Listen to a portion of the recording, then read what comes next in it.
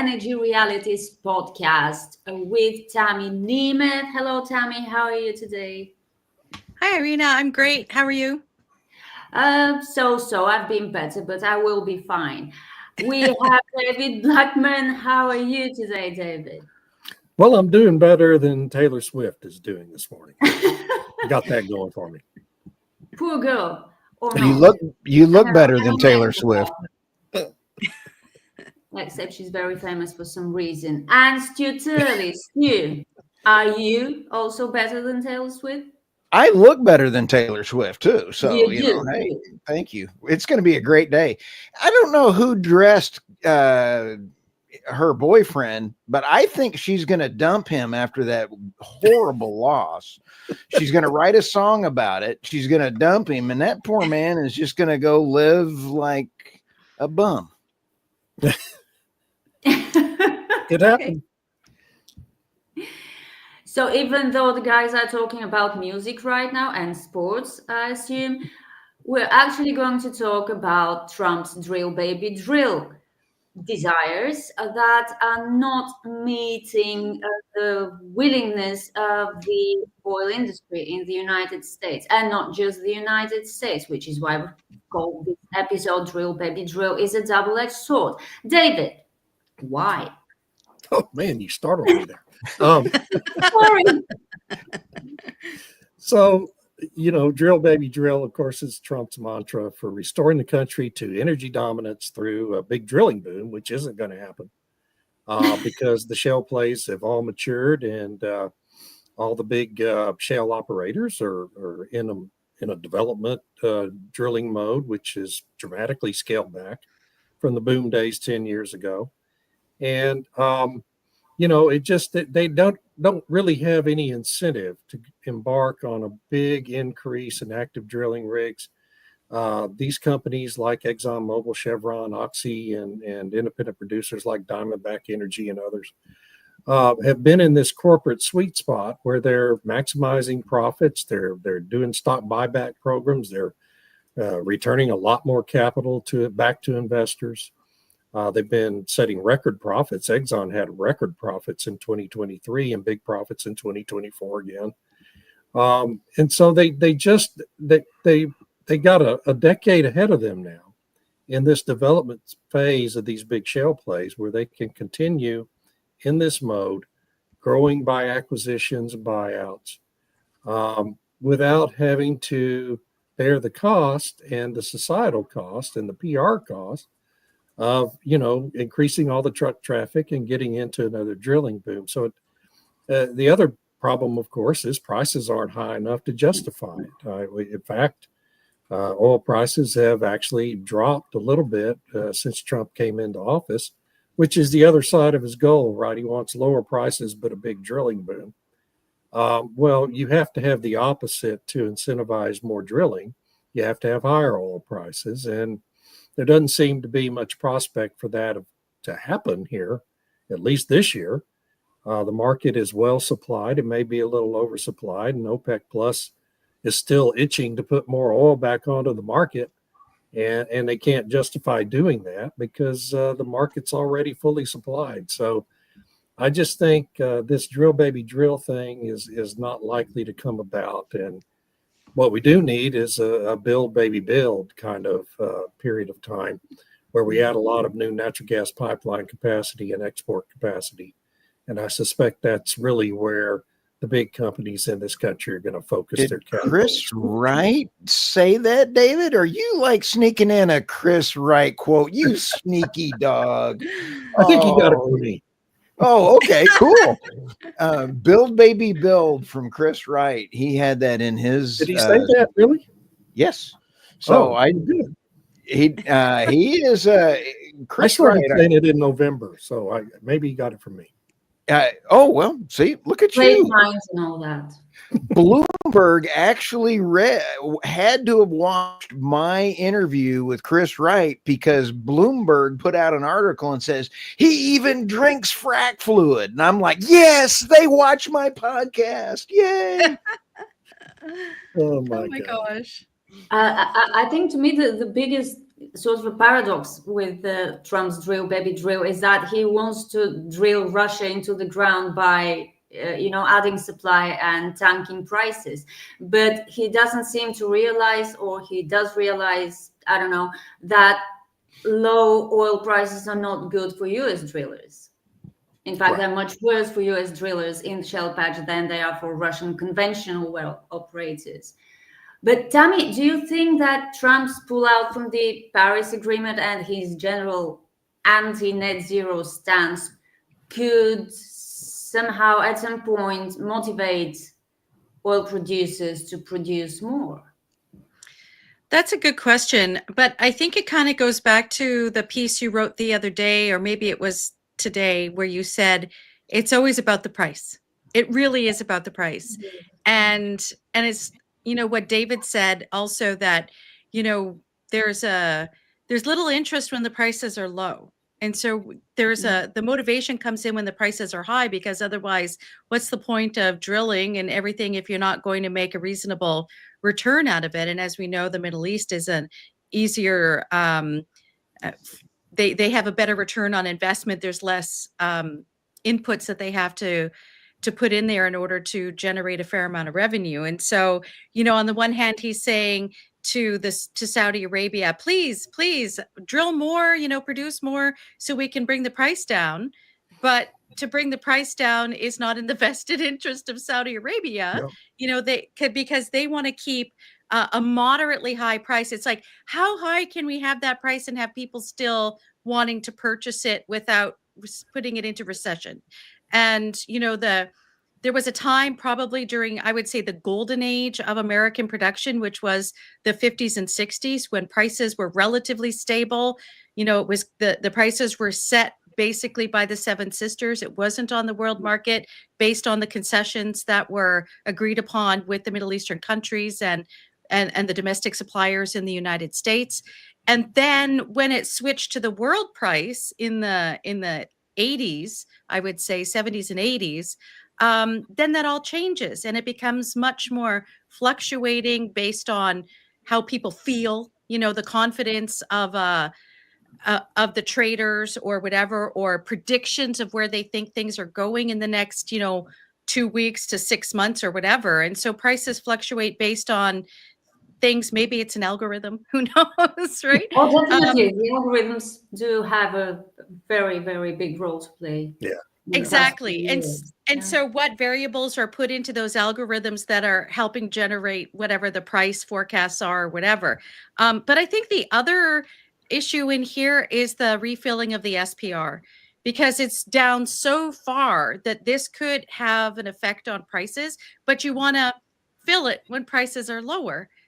But if you start filling it, then that's taking oil off the market, which then could increase prices. And so there's a dynamic there, and it's unclear exactly how this is going to work out. And I think it's great what Joanna pointed out there, that her nephew working in the Permian, they're drilling new wells. 4 new wells there. Sure. Yeah. The potential is there, but it's uncertain. You can send these signals, but what are companies going to do with those signals? And to be clear, the Permian is the most active drilling basin on the face of the earth. I mean, there's still, I think last week there were 336 active rigs in the Permian out of something over 500 nationwide in the United States, according to Enverus. So over half the active rigs in the country are in the Permian Basin. So I'm not saying companies aren't drilling. They're drilling substantial number of wells.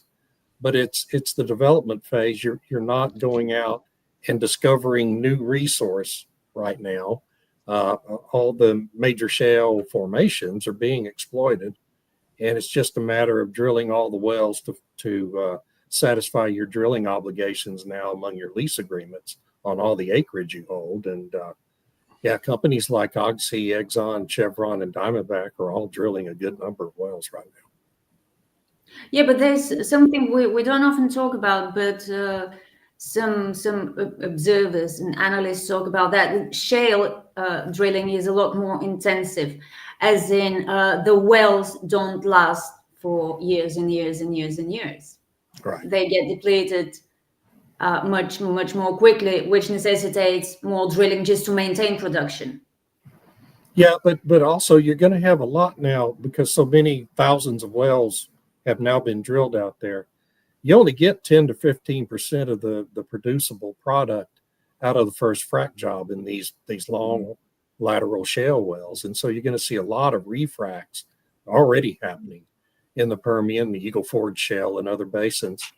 And so, I mean, it's going to extend the lifetime of these formations is going to be decades and decades. I mean, 100 years from now, they're probably going to be going back into some of these shale wells and doing another frac job with better technology. And they'll be finding new ways to improve Yeah. efficiency and Yeah. recovery, because this is what the industry does.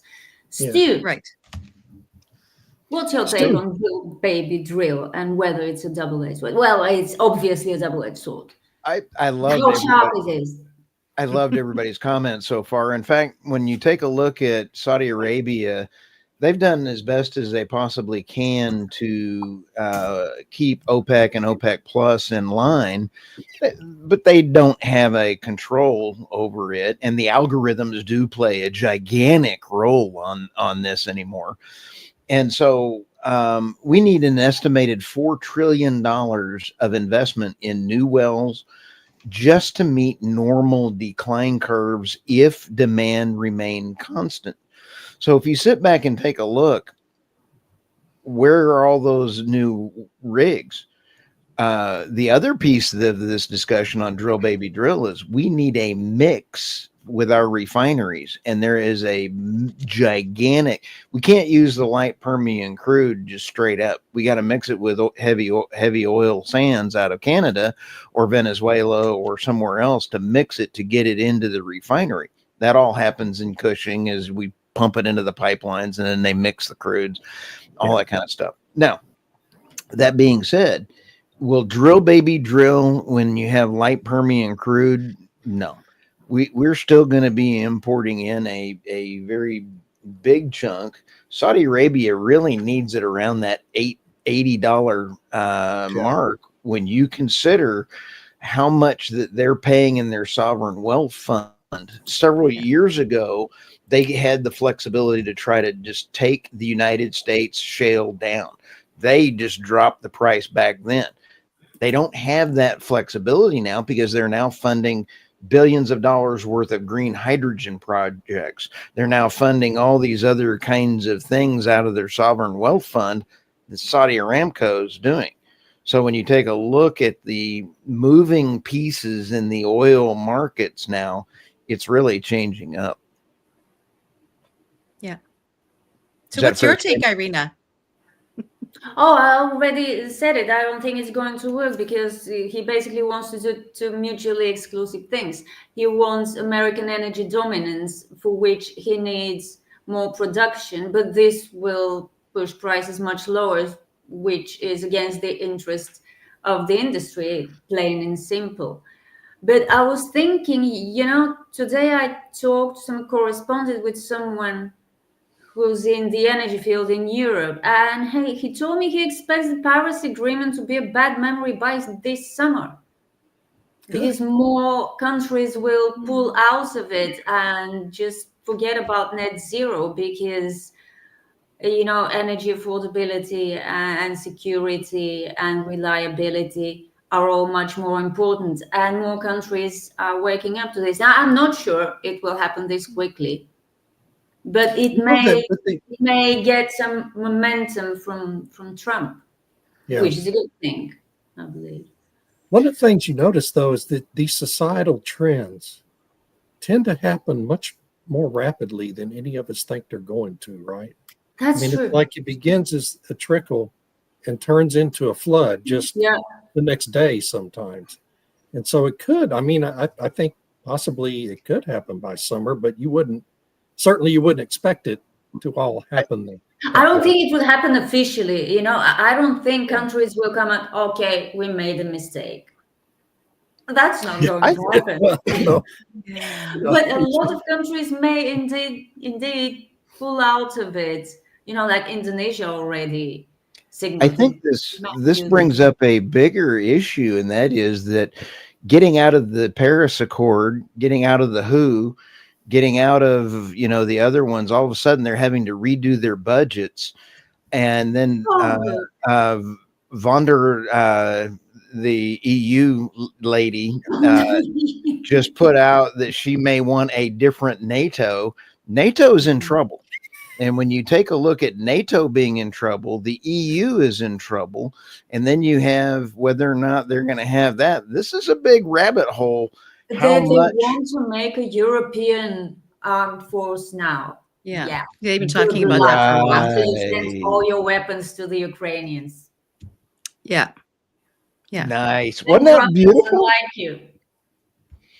So the can of worm of getting out of the Paris Accords is really getting out of NATO, getting out of all of the NGOs that the U.S. aid was funding, getting out of all these things. We're going to see a major realignment of funding around the world, not on American back. And I think I have Doge, a video of Elon's team looking at some of this stuff. This is absolutely what they're finding. I cannot believe that we got this. This is an undercover video. There's no sound, so be careful.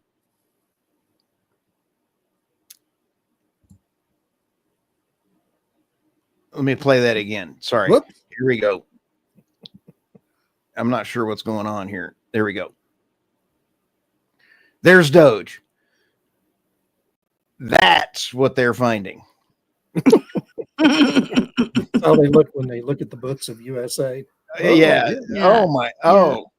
We gave 262 million to George Soros. Wait a minute. And then George Soros turned around and funded Black Lives Matter, Antifa, and all these other kind of things. Well, and so when you see all the left-wing prosecutors who don't a prosecute lot of things in Eastern Europe. That's why the Hungarians kicked him out. Yeah. And all exactly, that man needs to go away. And so he has a son. The son's already, you know. Yeah. He's taken over the organization. Well, I mean, one of the interesting things is that both Mark Carney and the EU have said pointedly that Trump is a blip and they're just going to wait for sense to return to the United States, just like last time. They think somehow this will be a repeat of what happened between 2016 and 2020. I don't think they understand precisely what's happening. And now that they're targeting all of this wasteful spending, where, you know, money was flowing to all these different organizations in a rather circuitous way such that the money loses its character. I think if the EU thinks it's going to step in and pay for things like NATO and the WHO and the UN and everything, they don't have the money. They're already in debt trying to do their Green Deal. So I think they're going to have to make a choice between, can we maintain the investments that they're subsidizing with the Green Deal, or can they afford to pay for the UN and NATO and the WHO and all of these other organizations? So there's going to have to be a prioritization. And now France is giving money for an AI center, of course. The UK is giving money for an AI center. I think Trump is the smartest where he's getting the companies and other investors to pay for it rather than the state. And so when you've got that kind of scenario coming in, that's going to need a lot of reliable energy. Yes, it could be the oil. The oil prices are an issue, but I think we need to have a little chat about natural gas and what the plan is to enhance the production of natural gas. Japan, it was in the America last week and signed an agreement for LNG terminals out of Alaska. I mean, that's a pretty big thing going on there. Yeah, it really is. And it's not 2017 again. I mean, I agree with you. I think a lot of people on the left are trying to self-soothe themselves by going around saying that. But I mean, this is different. It's an entirely different phenomenon this time, and with a lot of majority public support behind it that he didn't have in 2017. And yeah, that's true. Tammy and David, and when people say that this is a passing fad, Doge was actually, the president does not have the authority to create something. It has to come from Congress if it's a whole new organization.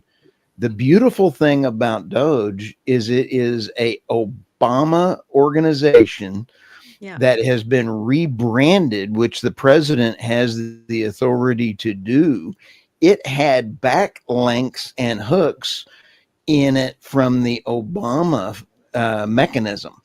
So this is not a new creation. Doge is a Obama brand that already had data hooks into everything, is why they're moving so fast. Yeah. So the deep state weapon that was created by Obama is now being used against them. It is not going to change again. I mean, it's not going to go back again. Yeah. Well, and I think those comments by Ursula von der Leyen and other EU representatives and Mark Carney were made before Doge made all these discoveries about the spending and stuff. And so, you know, now that all that funding's been cut off, that they were funneling to all of these different activist organizations, Independent international media. dependent media. I mean, that was insane. How much money for like to Associated Press, and Politico? Being and- Reuters and God. Politico. You know, they're Yeah. laying people off. One of the most outspoken pro-EU, pro-Euro-Atlantic values, you know, media dailies are offering 1 year free subscription. And they're firing people, and it's glorious. I love it, and I'm really grateful once again for all this. But I want to go back to something you said, Tammy, about Mark Carney and the Ursulas of the European Union. What you said, that they really believe he's a blip and it's all going to change in 4 years. I think this proves that they're really, really incompetent. They are not living in the real world. And evil though they might be, as in, well, I'm sure that they believe they're doing good and getting rich while Yeah. doing good. But they're also incredibly incompetent and stupid, because they, if what you say is true, it appears to be true based on these comments you cited, they have no idea why Trump got elected. Well, and plus it's a part of that confidence game, right? So if they keep saying over and over, even if, you know, they're articulating their wishful thinking, they're hoping that they can get companies not to buy in, right? So it's like, oh, no, it's going to be gone in 4 years. Stay the course. And this is about trying to reinforce the companies, the businesses that would normally support, who have been kind of, I would say, not normally, they've been pushed into supporting the Green Deal and all of the kind of climate stuff. They're saying, no, hold on, stay the course. He's not going to last. Instead of, kind of sending that messaging. But they're already losing money. These companies, these investors are losing money on their green investments. Yeah, I know. With all the support in the world. How do you justify staying the course if you're actually losing money? Despite all the subsidies, despite all the other kinds of incentives, despite all the laws, especially enacted to push forward the energy transition. You can keep saying it, but it doesn't make it true. Now that the I know. lemon They do it. piggy bank has dried up, I think we're going to see a change. One of the things that I found most interesting as far as elections go around the world is how much U.S. aid was investing in electronic voting machines. Yeah. That to me, if I was a non-U.S. citizen in a different country, I'd want to know, why is USA doing regime change? USAID is doing regime change and voting machines and all this other kind of stuff. So I'd be thrilled. I think the world is going to be peacer, have a better peaceful outcome with this change.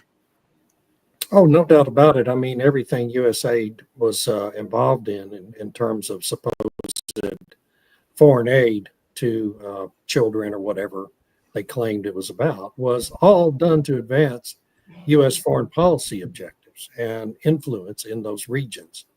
Didn't have anything really to do with saving anybody's lives or preventing AIDS or anything like that. It's because the U.S. wanted hegemony in those countries and to prevent China and Russia from getting into them. That's what all of those programs are about. None of them are, oh, Americans are good-hearted people, we want to save the poor children in Africa. They're all about America wants influence and as part of their empire and access to the resources in these various regions, and doesn't want China and Russia getting to them.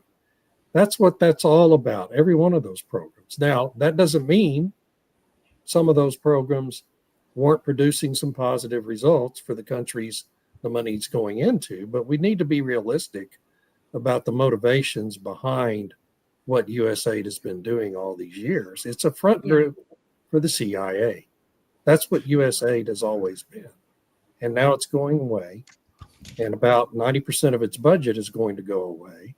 And that's going to help Trump completely revamp the intelligence community in the United States and the State Department in the United States, which is simply an adjunct to the CIA itself. I mean, that's what all of this is about, and we're just at the tip of the iceberg in all of that.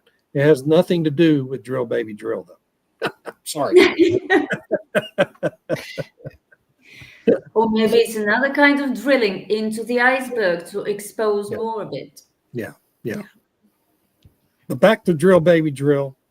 We're going to keep drilling. We're going to have a static rig count for the next 4 years. Prices are going to remain pretty stable unless there's an economic recession. And so these companies that have been in this sweet spot, this corporate sweet spot, with high profitability, low risk endeavors here in the United States, are going to be able to stay there for the next 4 years. That's really what's, I think, is going to happen. And it's good for the U.S. oil and gas industry. Yeah. Well, especially the gas aspect, right? Because, even if the oil market becomes more saturated, there's people who would prefer a different supplier for their LNG, especially if they're still trying to be sort of emissions friendly or whatever. And I just want to point out that, like, with respect to the Japanese agreement or deal or whatever it is with the United States last week, they came to Canada 18 to 24 months ago asking for the same thing. And we told them there was no business case. So, it's Canada shoots itself in the foot, and there's potential to, there's been, I think, two other LNG terminals approved on the BC West Coast. But now there's issues with a second pipeline to supply those new terminals. And the British Columbia, the province of British Columbia, has put in all of these regulations about how they can liquefy that natural gas. They have to use electricity. They can't use natural gas power. I mean, it's ridiculous. And so whether or not these LNG terminals actually become operational is kind of a mixed question at this point. Well, you're going to be non-competitive price-wise with the United States LNG. If you force them to use renewables and electricity to produce the LNG, you're going to be non-competitive. I know. It's just, I know. This is very simple. None of this is complicated. It really is. It's crazy. And the renewables have a worse impact on the environment. I don't get that, but you also bring up a very valid, another kind of hidden point, and that is if President Trump does not actively get rid of the Jones Act and rebuild our shipping and our thing right now, when you take a look at the Japan contract and that they're looking at signing, it's to buy US LNG so that he can offset the trade imbalance so that he doesn't get tariffs. So you can pay a little bit more for the LNG, but you can't pay way beyond because the Russian natural gas is cheaper from a 40-mile pipeline to Japan, and poof, you're there. I really like that pipeline, don't you? Pipelines are so much better than LNG. Yeah, I agree. But when you're trying to offset a trade imbalance, LNG is Trump's ace in the hole for trying to export things because Canada has always had tariffs on our agriculture and our cars. In one of my first cars was a Ford F-150 pickup made in Canada. I mean, and so when you sit back and take a look at tariffs that are around the world, how many Fords do you see in Germany? You don't, because they're tariffed. So the rest of the world tariffs the United States. And now that it's flipping back around, there's a big media push to put a bad name on tariffs when everybody else in the world tariffs.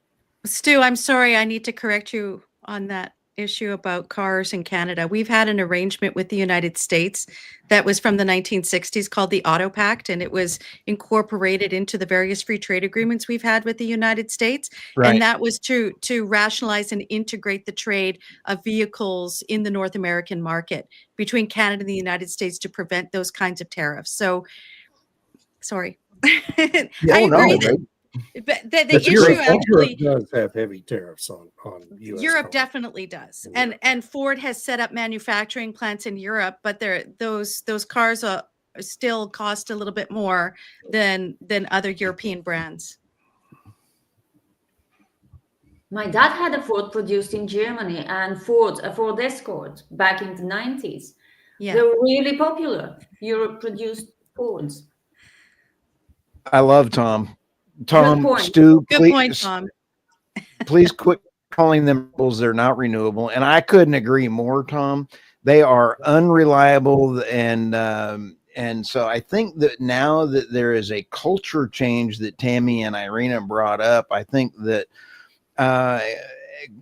calling them what they are is going to start happening more. And thank you, Tom, for that. Patrick brings up another fantastic point. Yeah. Africa. Yeah, it's a great point. It's a great opportunity to develop African natural resources. But there's a huge problem, Patrick, because up until now, the former colonists of African countries have not been treating these countries well. So these countries are now kicking them out. And you have to win their trust. We're not talking about a completely unified continent. Africa is huge. Lots of countries, different governments, many of them corrupted, just like everywhere else in the world, but they're poorer. So in African countries, I think it's more easy to be corrupt if you're a government official. I speak as a Bulgarian. We're the most corrupted country in the EU, precisely because we're the poorest member. I mean, poverty goes with, hand in hand with easier corruption. So this will be a challenge. What Patrick describes is an ideal case. Yeah. Let's all develop, Africa's resources and have the African nations benefit from the development of these resources. Yeah. And Patrick's funny. China has it by the he doesn't want to use the Doge. Well, it doesn't really. That's the problem. I mean, you can hate China all you want. They're authoritarian. They have a horrible record in animal cruelty. I really take issue with this. But they're building roads in Africa. They're building infrastructure, and the Africans are happy with it. I mean, Jusper has talked about it. We like the Chinese. They build things in our countries. They don't just, come mine the cobalt and take it out.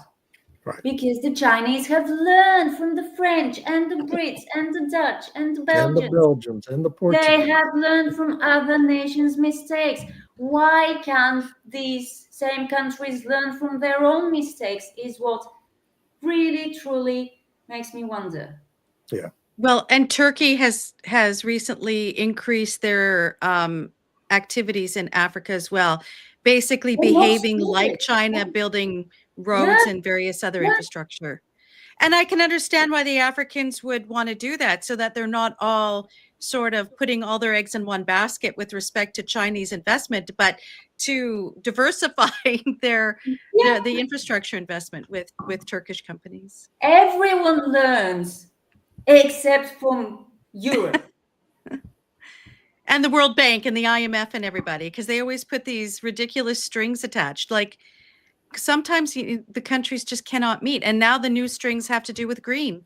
So, yeah, we'll All help they you build need your is infrastructure. austerity. Yeah, we Right, need right. structural reforms and austerity.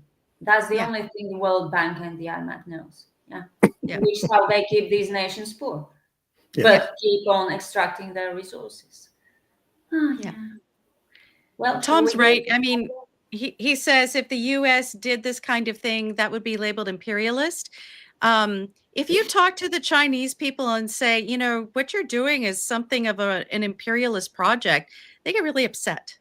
And because they don't see it as being a sort of extension of Chinese power, even though one could argue it is. So, I mean, Well, that's a debate for another this day. also There are brings up different the of power. Sorry, Steve. this brings up the Panama Canal. Yes. China has dropped into controls all over that. Last Saturday, I was talking to Michael Yon and was invited down to Panama to go interview and visit with some folks down there. And I could to NAPE in Houston.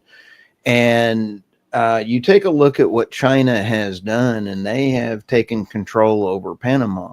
Now that they're building a bridge over the whole area, they're investing in roads to further infiltrate the United States and keep it going, keep the illegal invasion going. But it's going to be stopped now. Watch Panama, because President Trump is not kidding. He is, by treaty, allowed to go in and seize control of that. And I think he will. But look what China did in order to gain the influence in Panama. They built enormous new ports, brand new ports at both ends of the canal that and have allowed Panama free access to those ports. And so that's how they gain the influence. And it's a perfectly legitimate thing to do. The United States should have been doing that, right? Yeah. But Stu is absolutely right, too. Under our treaty, in which control of that canal was conveyed to Panama, if Panama abrogates its responsibilities under that treaty, the United States has an absolute right to just go in there and retake control of that canal. And that's what Trump is going to do unless the Panamanian government starts behaving, in compliance with the treaty. I mean, it just is what it is. President Trump was using some of Michael Yon's pictures of China, and China is everywhere in there, and they have taken total control of it. But the point being is that Panama will no longer be Panama if we don't do anything as United States, because it will be overtaken by someone else. Absolutely. Can And you bring that up just from a that national question? security perspective cannot happen. About that these roads that I was talking about will help get product to market, product that is extracted by slavery in horrid safety conditions. That's happening in the Congo. It's not happening everywhere. And besides, they're not building these roads exclusively to service their mines. I mean, I remember a couple of Top Gear episodes a very long time ago when they stepped on the Chinese-made road somewhere in Africa. Was it Uganda, Eastern Africa, Central Eastern Africa? Remember, Tammy? Yeah. And they were saying how well this road was built. I mean, once the road is built, everyone can use it.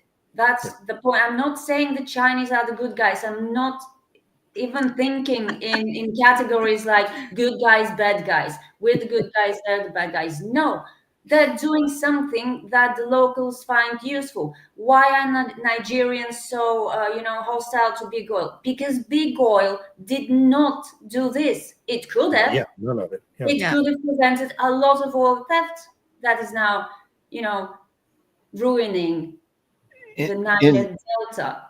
Yeah. But they didn't. They only invested in what was strictly necessary for their own operations. And that was a mistake that the Chinese learned from. Yes. Yeah. I mean, there's a lesson to be learned from the West. It's right there. It's not hard. NJ Inuk is the African Energy Chamber CEO, and he has the right attitude. There is so much corruption in Africa that if you could get oil and gas development, get natural gas everywhere, get oil and gas, have manufacturing jobs in Africa, and then set that up as a trading partner and then buy finished goods from Africa, you'd make a lot more money as the United States if you did that to help in corruption. Yeah. NJ Inuk is a fantastic leader in Africa for the African Energy Chamber. This is what Indonesia do a few years ago with its nickel production. It just passed a law that said miners need to build refineries, nickel refineries in Indonesia instead of taking the raw material out of the country cheaply and processing it Yep. elsewhere. Alberta did the same thing in the 1970s because they were moving most of the oil to Eastern Canada for refining. And they said, no, we want a chemical processor and refineries in the province using our oil rather than sending it out. So this isn't anything new, right? I mean, if you want to, and it's not right? right. You want jobs locally because this is your resource. Why shouldn't you? And part of it is, you know, with respect to where the demand is, who's purchasing it, and so on. But yeah, why wouldn't you? Why? Right. It's nothing It's unusual. really simple, but it's probably not easy. Okay, let's go to the headlines. Okay, so I think these are mine. And the Brian Lilly is a columnist in the Toronto Sun. He had a great article about the Japan LNG deal and how Trudeau denied the deal in 2023. So excellent article, makes the points I talked about in the thing about how we said there's no business case, and Japan went away all sad because we weren't there to help our allies. And that's been the point of the Trudeau regime since he came into power, is that when our allies come calling, asking for help, we say, no, we can't do it. We can't afford our NATO commitments, apparently, because we're spending so much on climate initiatives. And because of the climate initiatives, we can't help our allies with what they need, which is oil and gas, which is what we have. So, you know, that's that article. And then the other one is that Ford is projecting another, I think it's like a $5 billion loss on EVs for 2025. I mean, the amount of money they lose per EV, whether it's the Ford Lightning or any of their other smaller vehicles, it's outrageous. They lose tens of thousands on every vehicle. So how is that a good business model?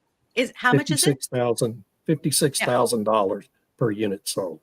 Per unit. Like, that is not sustainable. So, yeah, as you know, we've had these. But it is renewable. It is renewable. It's in what way? I mean, they can recycle the vehicle or something. They should They can't even recycle the battery. They should at least give them away to, I don't know, poor households who won't be able to afford the charging. To charge it. Yeah, exactly. Anyway, those are my two stories. And your Substack? Oh, yeah. So my Substack is the nemuthreport.substack.com. I'll have a new posting later today. Awesome. Oh, this is me. So I've written a lot here over the past few weeks about litigation hitting the oil and gas industry. There's a big lawfare effort that's managed by a single law firm out of San Francisco that has recruited a bunch of cities and counties and states to sue the oil industry, alleging negative impacts from climate change, cleverly structured, though, as damages under state laws governing consumer protection and things unrelated to the energy industry. These lawsuits are getting rejected point by point now by judges at all levels in both the state and federal judiciary. The latest bad decision for this lawfare effort was in New Jersey, where the Rockefeller Foundation had invested almost $1 billion trying to convince the state of New Jersey, and by lobbying and advertising and these kinds of heavy-handed tactics to join this lawfare effort. Well, the Attorney General finally joined it a couple of years ago, and they just got poured out of a state district court because their lawsuit makes no sense and has no real basis. So they're continuing to lose, but they'll no doubt continue to try to recruit new states and cities to engage. And then, but David, yes. With that New Jersey ruling, didn't the judge say it was with prejudice and therefore it Yes. couldn't be appealed? That's right. No appeal. Yeah. That No one was appeal. dismissed with prejudice. The city of Baltimore's case was also dismissed with prejudice. I'm not sure about the city of New York's case, whether it was with or without prejudice. But, these judges are getting tired of having their dockets crowded up with these cases. And, eventually the Supreme Court is going to have to intervene and issue a nationwide decision to shut this down. In Louisiana, the state of Louisiana, and just to be clear, I like Governor Landry. He's a good guy. He was a good attorney general. He's a fine governor, but he's on the wrong side of this issue. He's chosen to involve the state and himself personally as governor in these lawsuits brought by a big law firm in Baton Rouge, the Scaramouche law firm, that has recruited a bunch of the parishes in South Louisiana to try to get a bunch of billions of dollars out of big oil companies for their land loss issues. Okay. And people who understand what's happened in Louisiana know that there's two major causes of land loss south of the Mississippi River. First of all, you've dammed up and diked up and levied up the river to control flooding and silting, which built that part of Louisiana in the first place over millions of years. And so you no longer have this flooding and silting process to rebuild, land that is subsiding. And then the second thing is, beginning in World War II, oil companies were indeed allowed to build a bunch of canals crisscrossing that whole region to produce oil and gas that was of a specific quality, oil that was of specific quality to be ideal for making jet fuels and airplane fuels. Aviation gas is what they called it. And so this was a government effort, and the industry was recruited to drill these wells and build these canals. And then every well and canal that's been drilled or put in South Louisiana since then has had to have a permit from the state of Louisiana to mount that project, right? And so now the state wants to turn around and sue these oil companies for damages that was not only permitted but encouraged by the state of Louisiana and the federal government in the first place. These lawsuits are wrong-headed. They're a bad use of people's money and time. And the governor of Louisiana, Mr. Landry, should not be allowing his government to be behind them. And the basic thing I wrote about there was he and Trump were going to be in that luxury box last night at the Super Bowl. And I was hoping the president might bring it up to the governor, that maybe this is a counterproductive use of his office. Anyway, so those are my two. He was bored enough, David, during the game. He might have. Yeah, he was busy tweeting. Yes, and putting out a tweet to halt the making of pennies from now on in the middle of the third quarter. That was just awesome. David, I put this in here because you had a great one. Chris Wright comes out swinging on your. Well, that was today. I mean, all I did was actually just cut and paste the press release that the secretary put out towards the end of last week announcing his agenda. It's fantastic. Everyone should read it. And my Substack is Energy Transition Absurdities, and it's a target-rich environment that I write about every day. Are these mine? Yes. Okay. They're just one-liners, basically. Clean energy costs to continue to fall this year, report says. Yeah, that's so much. That's why Europe is building all these wind and solar installations, and it can't connect them to the grid. But never mind. The important bit is that costs are continuing to fall on a what basis, you ask? Have a guess. Irina, They're falling so much that your bill is increasing. Yeah, but the levelized cost of energy, Tammy, is falling for wind and solar. It's Sure. got Sure. nothing to do with cheap Chinese imports. It's got nothing to do with cheap Chinese energy from coal. Yeah. They're falling, and that's great because I'm sure they will be putting it down, explaining it with, economies of scale or whatever. The more we manufacture, the cheaper they become. In China, yes. In China. But now the Hey. European Union wants to, mandate 40% or something of all this equipment getting produced, manufactured in the European Union. Sure. Let's Okay. see what those reporters will have to say about costs then, even on a levelized cost basis. So Can I comment on that? Oh, That's absolutely. That's a Reuters story. Yeah. One of the reasons Reuters got 30 odd million dollars from USA was specifically to write renewable energy propaganda like this. Okay. That's what they're being paid to do. They take millions of dollars every year, not just from the US government, but from billionaire run foundations like the Rockefeller and Park Foundation, specifically to hire reporters to write this kind of propaganda. Yes, and they also present reports from outlets such as Ember as genuine news. Right. Yeah. It is presenting propaganda as news, and it's not just Reuters. No, it's AP. It's all. Everyone. Yeah. AFP, all of them. Yeah. It's Well, the they're only way also they stay part in of business. covering climate now. Yeah. That's it. And then we have the other joke. German coal generation jumps to 1-year high as wind plunges. Germany hasn't been able to get any meaningful amounts of wind since October or November, was it? For months. For months. Yeah. For Germany. So now they're having to crank up the coal power plants. And it just doesn't get much funnier than this.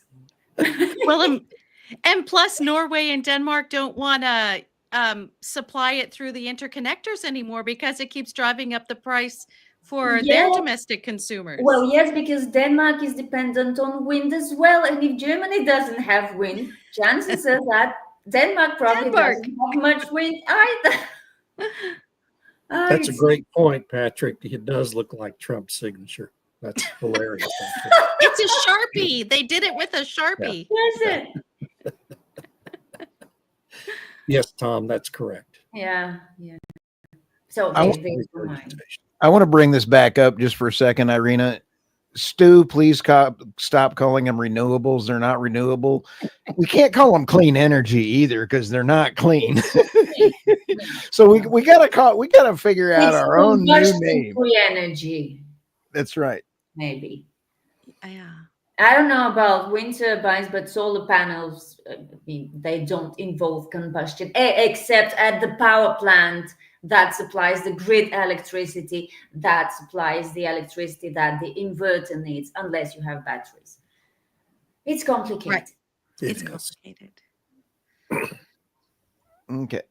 And Irina, your Substack? Is Irina's Lab on Energy. It's a good Substack. Yeah, I loved the Adorbs one. That was great. It really was adorbs. I really hate these contractions of normal words. I know. It's just Adorbs. And it's so pathetic that it's adorbs. Yeah.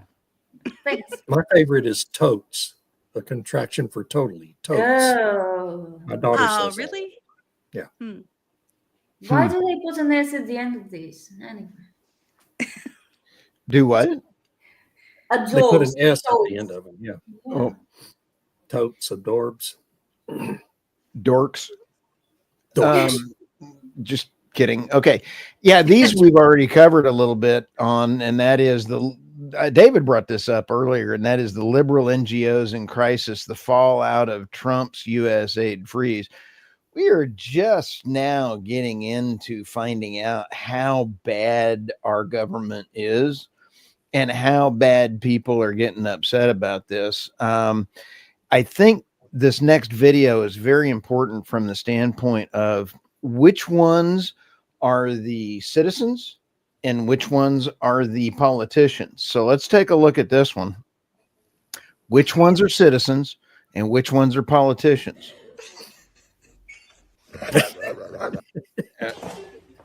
Okay. Oh, Which one's a politician? Which one's a citizen? Watch this. I think the citizens in the United States are getting a little bit irritated at their politicians. We're becoming the cats. We're becoming the cats. So watch this one. If you're a politician, start looking at this video and going, I got a bunch of people in the United States that are kind of irritated. Look at this one. Oh, yeah, that's a politician talking back, trying to talk back. Watch this one. Look at him. Now look at the cat up there.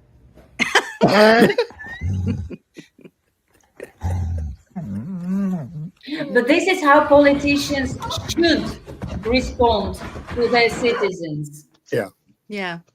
We had it reversed during the Biden years. Assuming that what we see here is citizens demanding accountability from their elected representatives. Exactly. I can't believe that Democrats are deciding this is the hill to die on. Corruption and waste.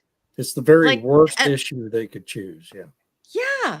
Like we're mad that you're uncovering that there's corruption and waste. What? They're threatening to shut down the government to stop Doge from being able to cut government spending. Think about that for a second. It's the most hilarious thing. And the funny thing is that we don't realize that President Trump was brilliant when he took an Obama thing that we already talked about. He took an Obamacare digital thing that had illegal hooks into all agencies, and they're using that mechanism in order to be Doge.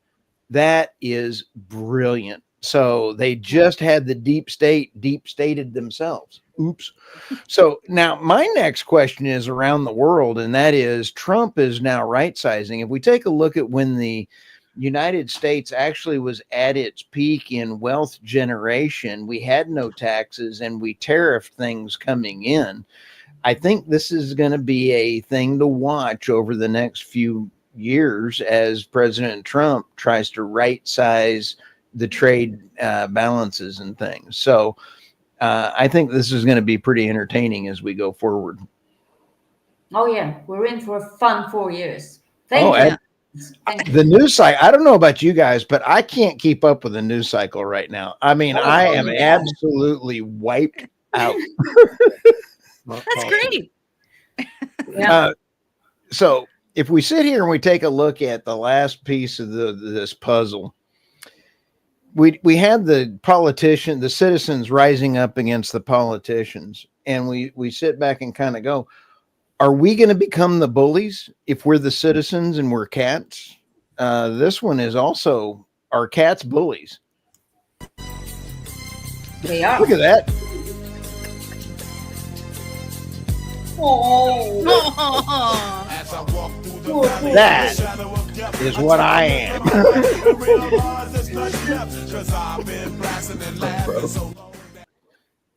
I'm turning the sound down so it doesn't get us turned off on our YouTube channels. Smart dogs. Very smart dogs. Yeah. Because you're allowed 10 seconds and then Yeah. they don't, then they get all grumped out at you. But I love that dragging the cat like that. You got to love that. Oh my gosh. Look at those cats ganging up, those citizens ganging up on that politician. Oh, they're going in for the juggler. Now watch this one. Look at the hand. Yeah, that. Watch that. And he's still he doesn't miss a beat, and he's still dressing down that cat. Watch this. Now that anyway, we're gonna have an absolutely fantastic week. We had a lot of great comments from Yeah, everybody. thank you. Thanks, Patrick, especially for the comments about Africa and China. Thanks. Yeah. Thank you, everybody. All right. We'll see everybody next week. Have a wonderful week. Have a great week. Bye, y'all. Bye.